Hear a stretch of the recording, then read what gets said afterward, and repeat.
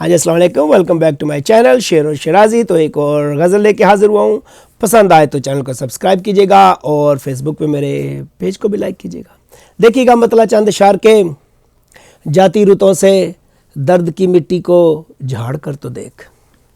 जाती रुतों से दर्द की मिट्टी को झाड़ कर तो देख, इस बार अपने इश्क का हुलिया बिगाड़ कर तो देख, इस बार अपने इश्क का हुलिया बिगाड़ कर तो देख, और एक एक करके इससे ही निकलेंगी सारी कौंपलें, एक एक करके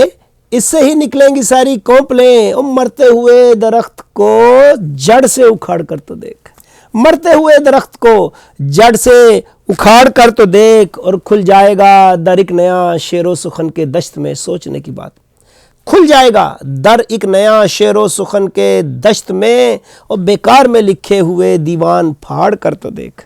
बेकार में लिखे हुए दीवान फाड़ कर तो देख, और माना कि तेरी घात में चारों तरफ हैं भेड़िए, माना कि तेरी घात में चारों तरफ हैं भेड़िए, और रहता है कौन सामने थोड़ा सा धाड़ कर तो देख, रहता है कौन सामने थोड़ा सा